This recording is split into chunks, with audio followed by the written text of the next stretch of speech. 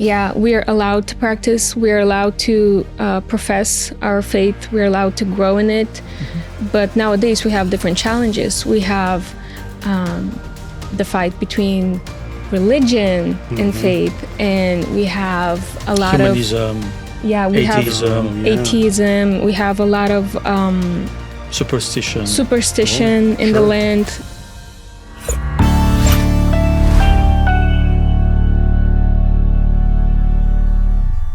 Welcome to the Pure Heart Church podcast. We have a very special episode today with some very special guests all the way from Bulgaria. It's going to be a great time. So let's jump right in. Hey, so on the podcast today, I have one of which was previously one of my favorite people I've met over the last few years.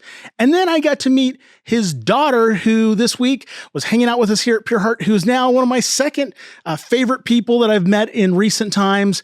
And they are from Bulgaria. Now, probably most Americans are going, Bulgaria, I've heard of it. But on a map, maybe they couldn't quite point it out. So, or like even which planet? Like which planet? Exactly. It's like Bulgaria is a place. Yeah. Is that a city somewhere? But first off, I want you guys to introduce yourselves.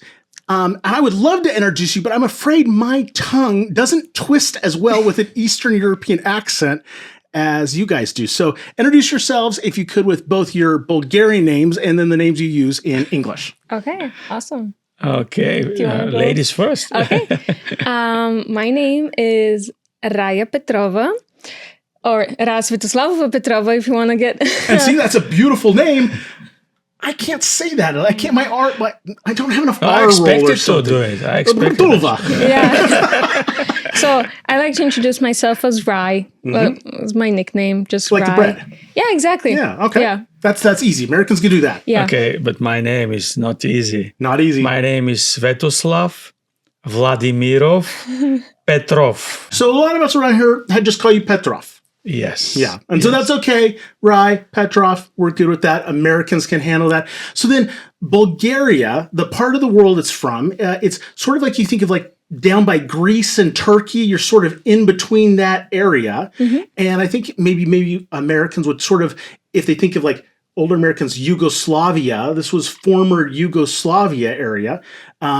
And then there was a lot of stuff that happened in between then and now. But that's sort of the part of the region you guys are from, sort of Mediterranean and... It's actually Balkan Peninsula. Balkan Peninsula. Yeah. See, I didn't even have it right myself. I think we are in the middle. The cross-section The between Balkan Peninsula, Asia continent, and Africa. So there was like a time. A crossroads. Yeah. Wow, that's good. Place. Very cool. Very cool. And it's very mountainous there, right? Is that correct? Yeah, you can have everything. You have the mountain range that starts in Central Europe, and it finds its end in Bulgaria. The range that's in Bulgaria we call Old Mountain. Okay. It's a Balkan. It's beautiful. And then above it, which serves as our boundary with Romania, is the Danube River, which many people like to have cruises on. And the Danube River flows into the Black Sea, which we have there. So we have... Which is a border of Bulgaria on the east. Yeah. You cross the Black Sea and you can find yourself in Asia. So it's a pretty beautiful geographical, not only location, but mix place of cultures, with people. Yeah. Food. Oh, gotta love food. It's a big thing. Yeah. So you guys are part of a church community there. And tell us a little bit. Well, first, actually, tell us a name in English and in your mother tongue. Yeah. Our church name is National Christian Center, or Nationalen Hristijanski Center. I love it. So beautiful. I love that. It rolls. It has a beautiful... It's actually Bulgarian language is foundational for all Slavic languages. Okay. And our alphabet was used in probably 40 other countries. Yeah. Or more. Alphabet development. And they said that 300 million people around the globe, they are using partly or complete Bulgarian alphabet. Wow. For example, Russian language right now is the old Bulgarian fashioned language. Ukrainians, they're speaking old Bulgarian fashioned language. And first bishops of Ukraine were Bulgarian bishops. Wow. That's so cool. It's interesting. I love that. And so, here there's this foundational thing of Christianity going out and language created to even spread it. Yep. But then there was a whole period of time where Christianity was not allowed to be spread in this entire region, through the Cold War and Even before that, you can speak more about Ottoman Empire, and we were under slavery for about 5 centuries. Oh my goodness! Okay. Yeah. So Bulgaria has gone through 3 different kingdoms. Currently, we are a republic, but the Second Kingdom, it found its end when the Ottoman Empire came in the 14th century, and the 14th century, and for the next 5 years, pretty much 5 centuries. Yeah. For the next 5 centuries, pretty much all Bulgarian expression, including Christianity, was under constant attack of survival.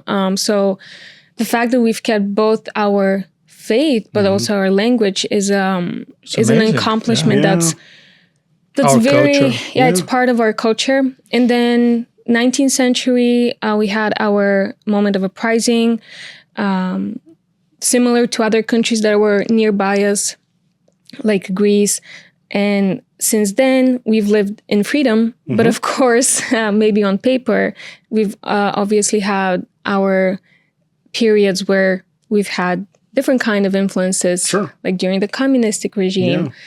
So certainly Bulgaria has gone through many periods. The faith of the people has gone through many attacks and challenges. Yeah. And for the past 30 years, we've lived in the democratic time. Free market. We are allowed to practice. We are allowed to profess our faith. We're allowed to grow in it. But nowadays we have different challenges. We have the fight between religion and faith, and we have a lot Humanism, we atheism. have atheism. We have a lot of superstition in the land. And what's interesting is when I first met you, what you shared with me about your church. And now, did you found your church? Yes. And so, real quick, but before we jump into that, how did you yourself become a Christian? Were you born into a Christian family, or you found Christ somehow? I was 16 years old when a friend of mine brought this faith to me.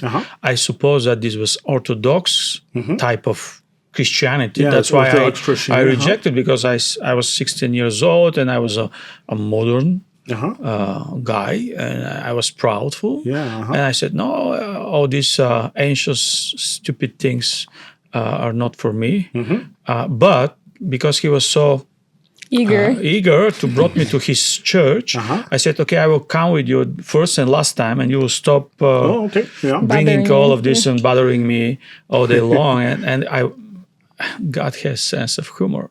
I said, my first and last time going to that church, expecting to be Orthodox temple and with priesthood and all of this old-fashioned practices, liturgies. When I went there, it was a different settings, and I saw these young people, music. And the context is this is happening in 1990? 1990, yeah. So it's like a year after the regime fell. Oh, wow, okay. So the church in Bulgaria, the Protestant church, had been growing a few years before that, but it was a hidden church. It was underground. It was underground. It was under attack. Spies were, jail. Yeah, because the Orthodox Church was the one that was a state sponsor or the government kind. Nominal. Yeah. But when I went in that meeting, I had supernatural experience, and I was brought to this church with this kind of experience in a fellowship of these young people, and I grew up from there greatly, wonderfully. And this passion for Christ, this passion for reaching people grew up in my life, and I found myself married 18 years old. Okay. And after a while... From someone from church you met? Yes. Okay. Yes. And after a while, God showed me His will to go on a southern part of the country, because my hometown is not in north. Okay. But God spoke to me. I moved with my family there, and we started from the scratch National Christian Center 25 years ago. Yeah. Actually, recently, last month, we celebrated our 25th anniversary. And so you were 1.5, something like that at that time? About 2.5, yeah. My sister was just born that year. Okay. Like maybe like a week or two before you had your first meetings. So you grew up in the church, though? Yes. Okay. And so you started this church, and at this time, for context, I mean, we have non-denominational churches. I mean, you can throw a stone about any direction and hit 2 or 3 of them. Not really. But in your country, this was a thing that's very rare and very uncommon, is this style of church. And so as you're starting this style of church, as you're starting to embrace this, sort of non-denominational style faith and Christianity, what type of responses and things did you get from community or friends or government or any of those things? What were some of the challenges you faced? We were... See, when you're the new animal in the zoo, everybody is looking on you. And society was afraid of us because we were considered as a cult, as something different than orthodoxy, heretic. And we had, even during the democratic days in that time, we had some bad experiences with government officials, with people who were hatred over us. But, it's part of being Christians. It's part of being followers of Christ.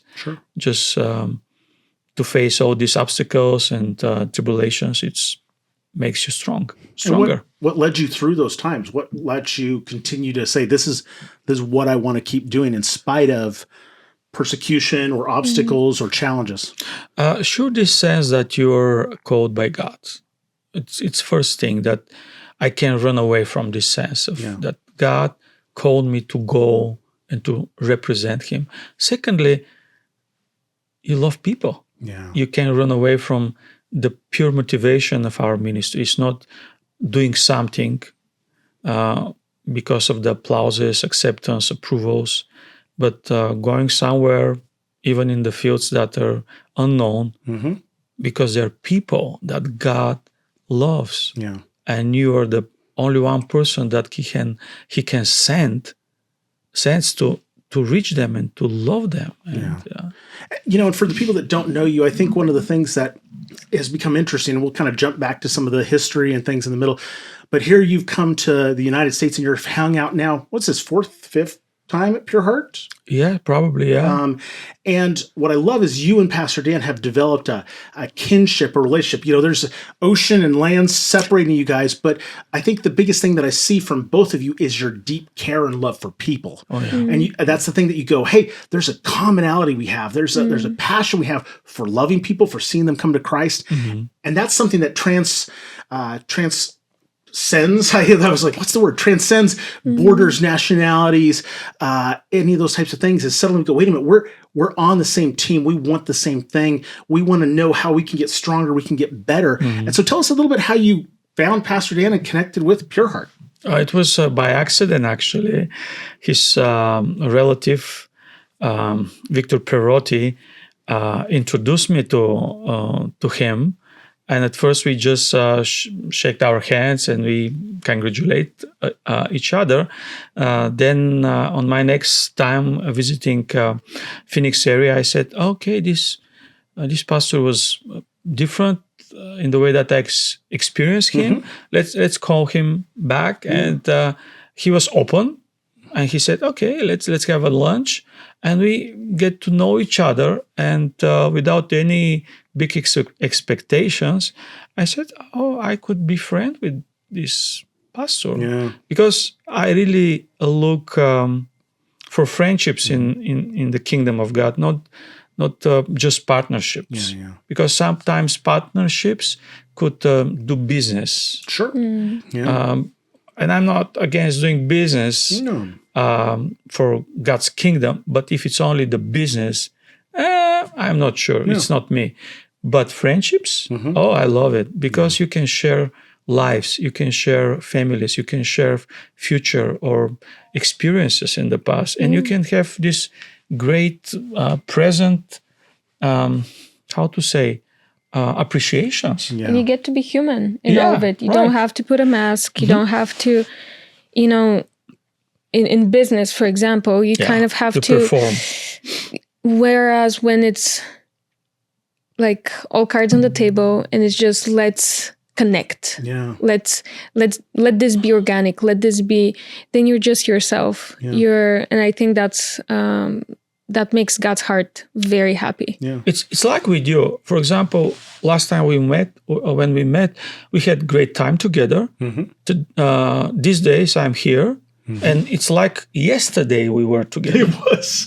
It feels like we laugh we laugh together. We share stories. It's the same with Pastor Dan. Even though I didn't see him for a year, when I call him, when I arrive here in the campus, it's like, we were together yesterday, probably. Yeah, it's so good. So then you're the lead pastor, founding pastor of your church, and then tell us a little bit about what you do there and what God's brought you into. You spent some years in the United States, and now you're back helping and walking out some amazing things at your church. Well, I was away for about 8 years studying high school, then college.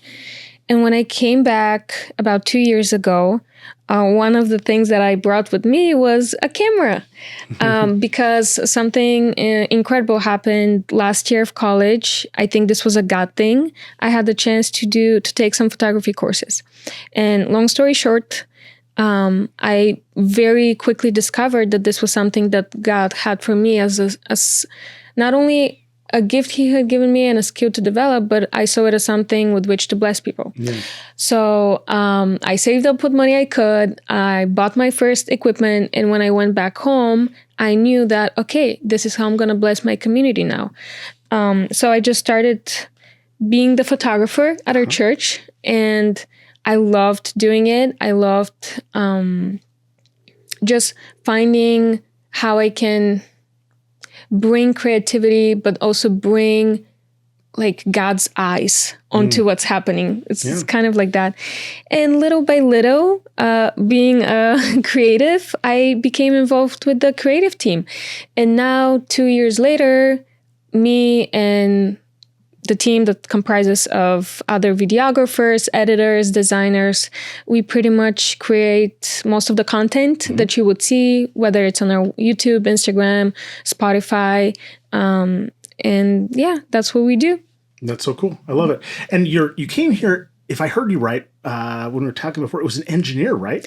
Yeah. That's a creative and an engineer. Yes. Sometimes those are very different worlds. So it's interesting. You kind of got, talents and skills that God's given you in both those worlds. Yeah, we need a totally new podcast just for that. I can talk so much about the gifts that God gives and how, absolutely math, numbers, and creativity, it can be together.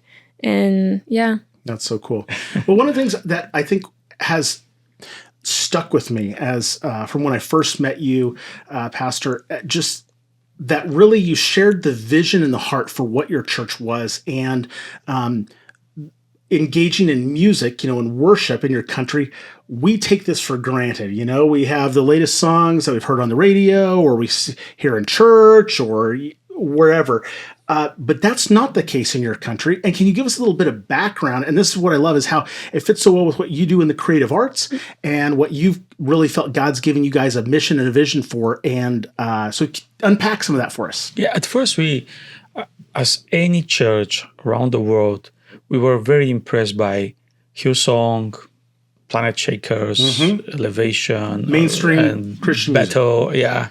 contemporary. Quick question, sorry to interrupt, but how many of the people in your congregation would you say speak English? Most of them? Or some young of them? people, yeah. Okay, all right. So it's songs that they are singing in a language they understand. Yes. But we don't sing them in English. We translate them in Bulgarian. Everything is in Bulgarian. So even originally, you translate them all to Bulgarian? Yes. Oh, yeah. And at first, in our church, we were doing all worship sets with translating all these great bands and songs and worship and hymns, hymns. Everything from classical to nowadays. And this was this influenced so much the way that we understand worship and perform worship, so to say. But we experienced the presence of God in one Friday evening, so tangible and so authentic. And when the Holy Spirit touched my oldest daughter, Pressy, she started writing her own lyrics in melodies. And this was in which year? Oh, probably 5 years, 6 years ago. I didn't realize it was so recent because that's, I mean, if people go look at the things you guys are doing, I would have thought you'd been doing it for 10 years or so. So please proceed. That's amazing. And then there was a big challenge. Are you following the flow, which is translating famous musics and worship songs, or you put effort to create something new in Christian world in Bulgaria, which is own music, Bulgarian created music, this sound from heaven that is downloaded in songwriters. And I remember this conversation with our worship department pastor, and I said, I feel that we should go in this road. And we decided because now NC Music, which is our worship in Bulgaria, in our church, is the most viewed. We have like 5 million views on YouTube. That's and 140, 150,000 every month. So cool. And it's because people are looking to hear this different sound in Bulgarian language, wrote from Bulgarians for Bulgarian people. And it's amazing. I think about this. I think for a lot of Americans that maybe only speak one language, a lot of Europeans, you discover they speak 2, 3, 4, 6. But there's something, my wife, she's Spanish American, and so she speaks both Spanish and English. And there's many times she goes, there's something I want to say in my language in English, but I just can't figure out how to say it.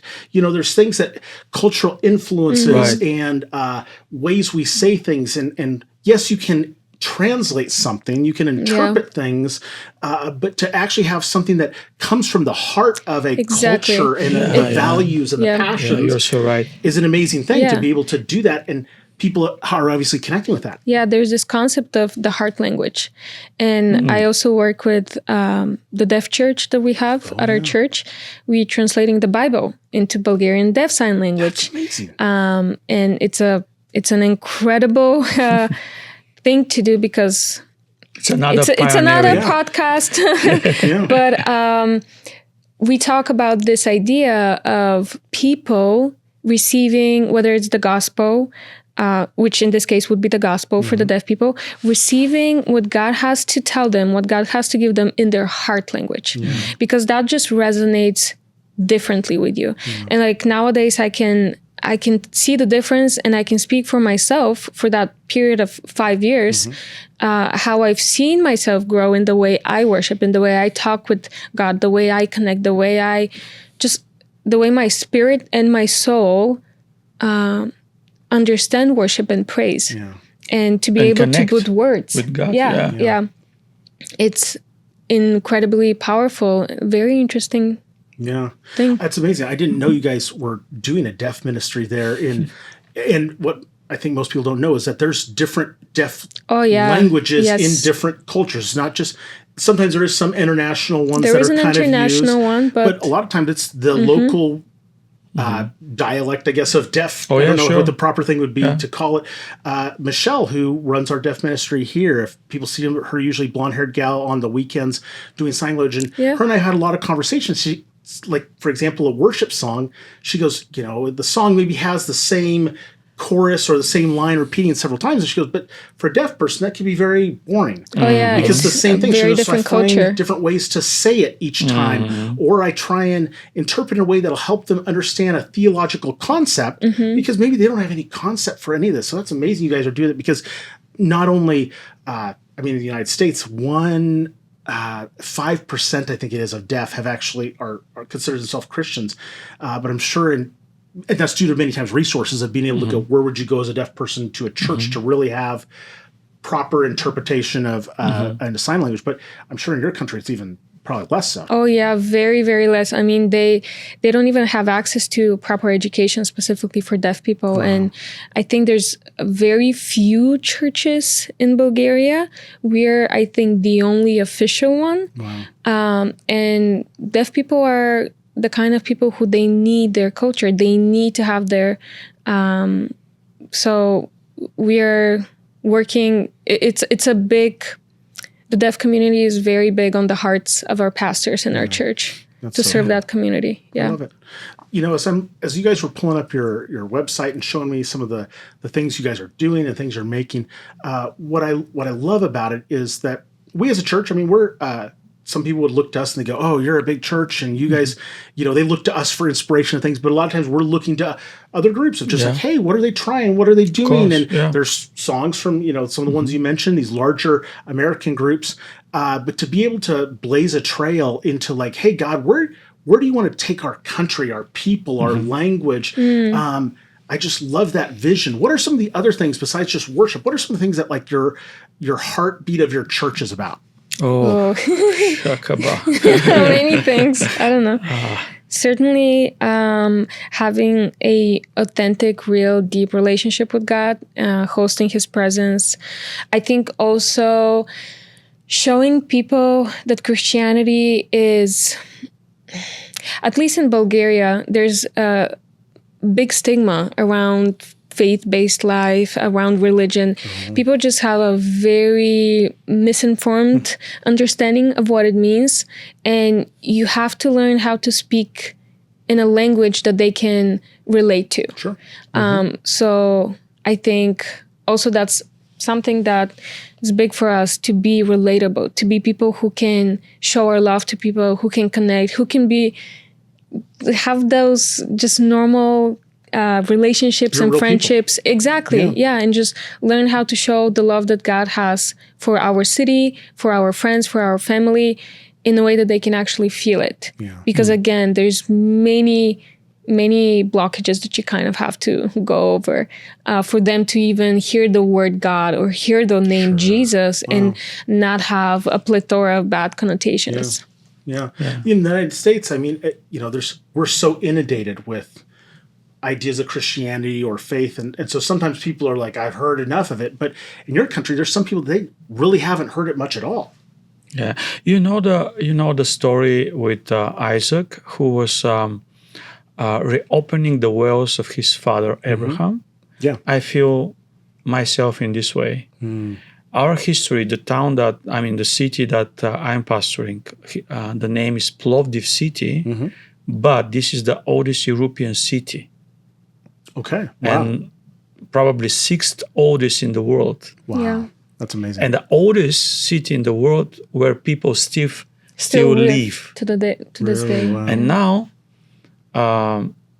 Apostle Hermas, who was one of the 70 apostles of Jesus, he built up a bishop residency in that city. Yeah. Apostle Paul was speaking on these areas.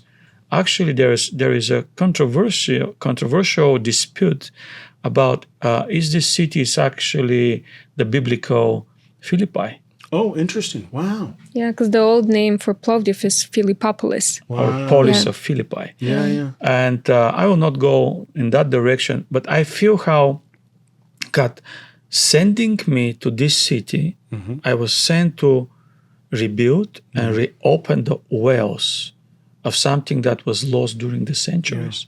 And when we are asking about what about next, I mean, not only NC music or worship, what we are doing and revolutionize the worship in our country, we're speaking about National Christian Channel, which is another tool of influence as a YouTube TV tool to, like Raya said, influencing the new generation, or European prayer mountain that we are now developing as a tool to influence by prayer the region there.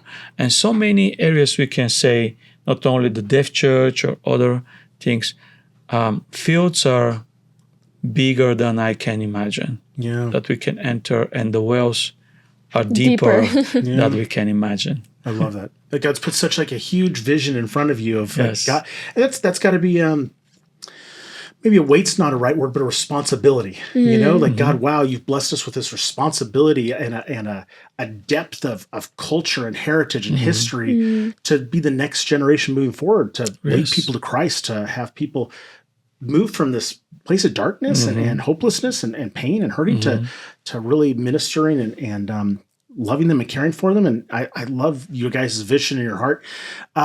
So real quick, as we're wrapping up, what would you say that some of the things are that you've developed these relationships with Pastor Dan? And what I love is that you guys have come here, even though you're doing things at such a high level for your country, you guys have chosen to come over here and connect with us. And what is your reason for that, I guess I'd say?